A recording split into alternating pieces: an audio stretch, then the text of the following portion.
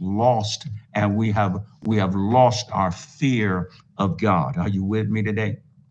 While we reverence him and we'll worship him, but when it comes to the actual living our lives out for him, especially when it comes to temptation and it comes to sin and rebellion, we take that nonchalantly. We assume upon the assumption of. Welcome to You Go International Network, where Jesus Christ is the source of all our spiritual, mental, and physical needs. Thank you for joining us. To God's endless love, every subject, every direction, it all leads back to the source connection. For hope, for faith, for God's correction. Subscribe today to the source connection.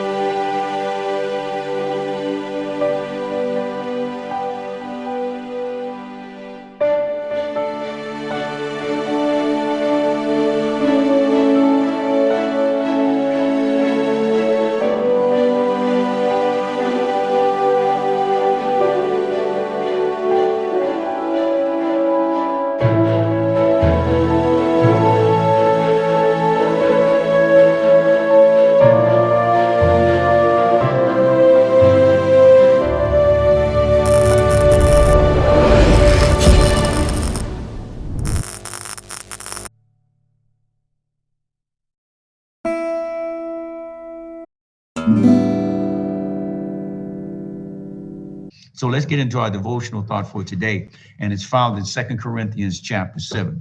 We're in 2 Corinthians chapter 7, verse 1, reading from the New King James Version of the Bible, in 2 Corinthians chapter 1, verse 7. And it simply says this: therefore, having these promises, beloved, let us cleanse ourselves from all filthiness of the flesh and spirit, perfecting holiness in the fear of God. Hallelujah. There's that word again. Fear of God. We've been on this word. We've been focused on this word for the last 3 or 4 devotions, and I believe the Holy Spirit is having us focus on this word because its word is needed and necessary to be impressed upon our minds and spirits, because this is what I believe and what I sense the Spirit is trying to tell us. God is convicting us about that this word is not prevalent and is not practiced among us as believers. We have lost and we have lost our fear of God. Are you with me today? While we reverence him and we'll worship him, but when it comes to the actual living our lives out for him, especially when it comes to temptation and it comes to sin and rebellion, we take that nonchalantly.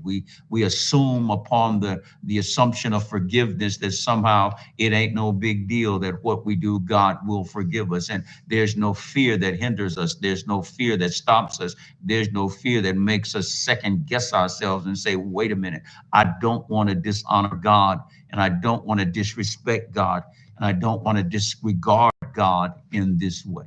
Amen. Hallelujah.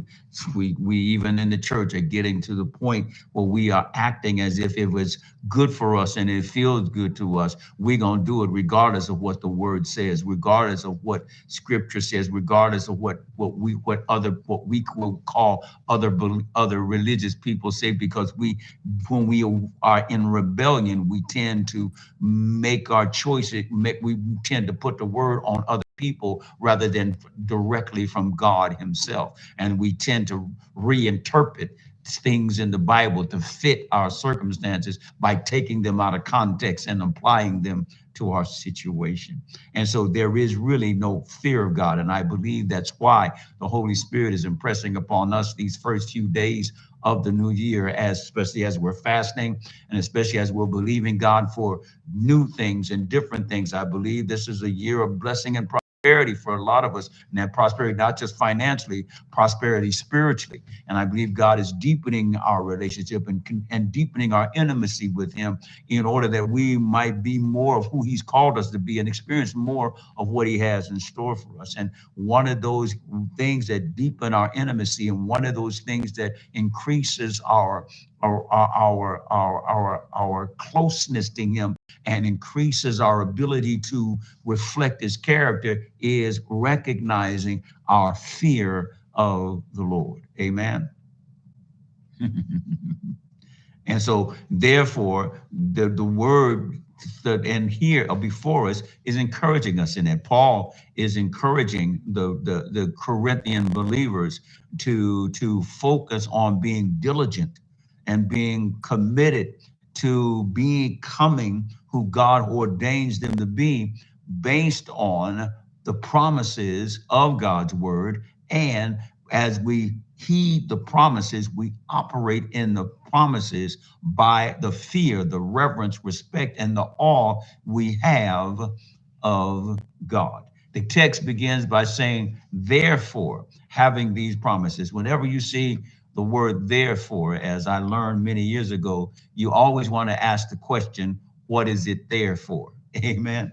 So whenever you see a sentence beginning with the word therefore, you always want to ask the question, what is it there for? And to answer that question, you go back to the verses that were before it. Amen. That's how you get the answer to what the therefore is all about, by going to the verses that preceded the scripture that begins with the word therefore. And if you go back to chapter 6, and you literally, all you have to do is really go back to a few verses in chapter 6, back up to verse 14, you see where the Bible begins to challenge us about being unequally yoked with unbelievers, and where the Bible begins to call us out from being a part of the world to being separated from the world, as God promises in that text that if you will come out from among them, I will be your God and you will be my people. And he would promises in that text that he will provide our needs, and that he will show himself mighty, and that he protect us, and that he would keep us. And so Paul, going from that particular dissertation he had just shared with them in chapter 6, comes along in verse chapter 7 and says, now therefore, having these promises, the promises that God promises he will be your God and you will be his children, the promise that God will supply your needs and show himself mighty, the promise that you will be his and not be a part of the world, that you will be separated, and that you will be called out, and that you'll be lifted up, and that God will show himself mighty on your behalf. Because of these promises, beloved, let us cleanse ourselves, because he does tell us in the verses before to purify ourselves, to be separate from them, that darkness cannot have communion with light. You cannot be yoked with an unbeliever, that you cannot be yoked with somebody that does not believe like you believe. You need to be separated from that, and you need to cause yourself to stand apart from that. So we need to cleanse ourselves from all the filthiness of the flesh and the spirit, perfecting holiness, maturing in holiness, become complete in holiness in the fear of God. Are you with me today? Are you with me today? And so God is telling us in the text three things. First of all, when it comes to the fear of God, we need to realize what we possess.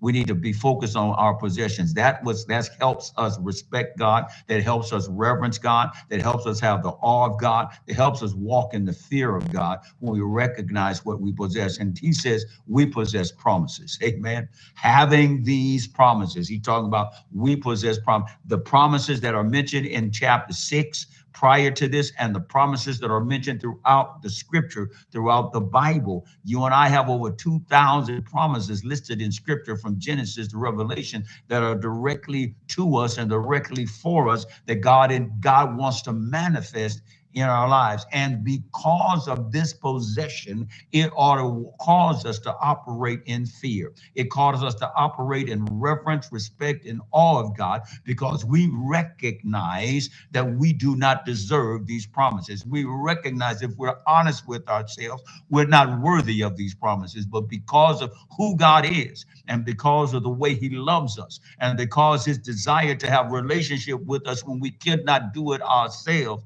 that that should promote respect. That should promote reverence. That should promote awe. And that awe should remind us of why we respect him, because of the promises he manifested in our lives, because of the provision and the blessing he provides for us, and the things he does for us on our behalf. But not only does he say the fear of God should, and that our possessions of what we possess in terms of the promises should motivate our fear for God. He says that motivation of a possession should also motivate our posture in terms of how we live for him, and how we conduct ourselves for him, and how we demonstrate our relationship with him. Because our posture is that we should cleanse ourselves from all filthiness of the flesh and the spirit. Are you with me today? That our posture should mean that we don't want to entangle ourselves again to the things that God has delivered us from. Our posture should be that we don't want to get involved in the stuff that God has set us free from.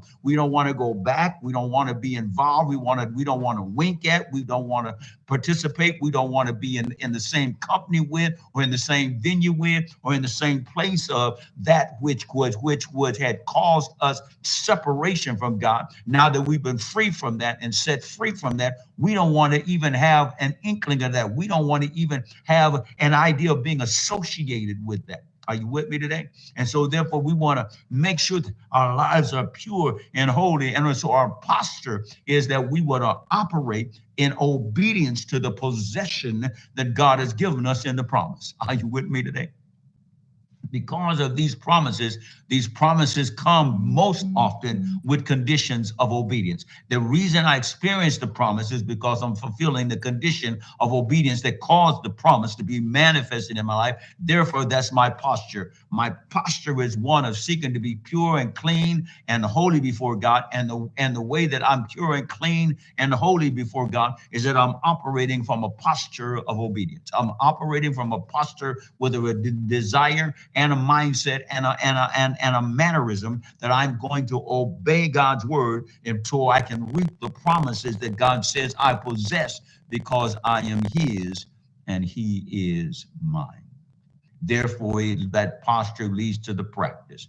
And the practice is perfecting holiness. Are you with me today? In other words, the word perfecting is the word teleos, and it literally means mature. It literally means complete. Therefore, I'm maturing in holiness day by day and moment by moment. This fast that we're on, as we're praying for spiritual growth, is one of the processes and practices that we need to make a part of our life, so that we can mature in holiness, so that we can become complete in our holiness as we walk by faith and not by sight with God. And from the posture of obedience motivates the practice for holiness. Amen.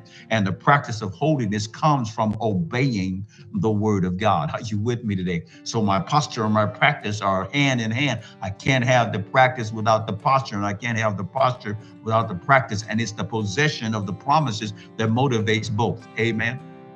But I want to reap the promises that God has in my life. And the only way to reap those promises is to obey him. And my obedience must be demonstrated by my posture. And my posture should be displayed of the practice that I have to want to live holy and to be mature, of the maturity that is displayed in my life because of my obedience to my posture. Amen.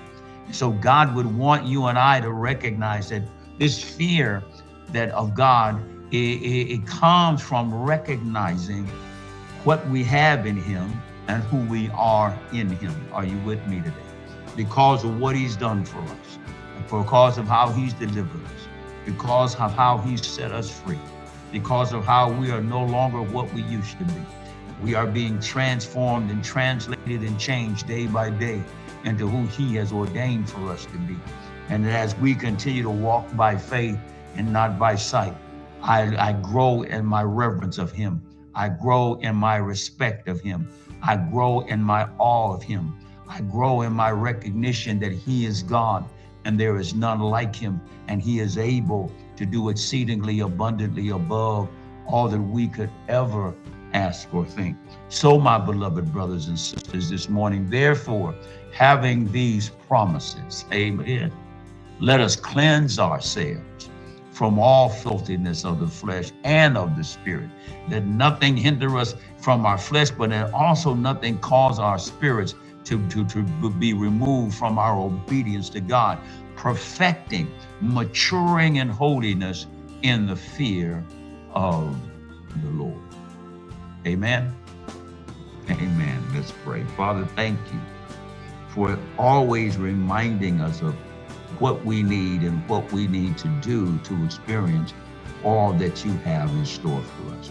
Thank you again for reminding us how this fear is to benefit us as we allow its influence to motivate us in remembering our prepossessions and in practicing our posture and in standing in our posture and practicing our obedience to your word. God, we thank you and praise you for this word today that is a lamp to our feet and a light to our path, that reminds and illuminates and encourages us in our faith and in our faithfulness to you. So thank you, Father. Thank you again for your word, and continue to guide us into all truth, as your word is a lamp unto our feet and a light unto our path. Bless our day today. Strengthen those of us who are fasting today, that we may be obedient to what you've called us to do and be faithful in our practice of it. Bless our day now. Thank you for it. Let your will be done on earth as it is in heaven. And we give you all the glory and the praise. And it's in Jesus' name. And all of God's people said, amen and amen and amen. Well, praise God. I like that. You can count on me. I like that. Hallelujah. Well, God bless you guys. You guys, listen, have a blessed day.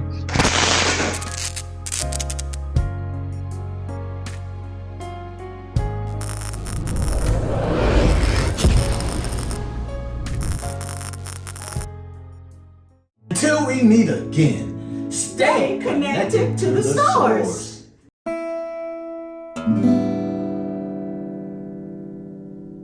Welcome to the Source Connection, where Jesus Christ is the source of all your spiritual and physical and mental needs. Well, today I want to present to you a book.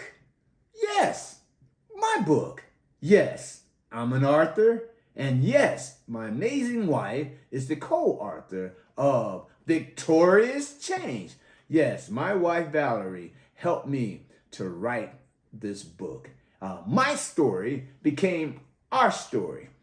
35 years of drug addiction, sleeping on the streets, sleeping behind dumpsters, and today we are happily married. It's been 8 years, and this book of Victorious Change talks about the victories in our life, talks about how we surrendered to God. And today, the blessings of the Lord has chased us down and overtaken us. I tell you, and I'm going to tell you, and I'm going to keep telling you, you have to have this book, Victorious Change. It will change your life.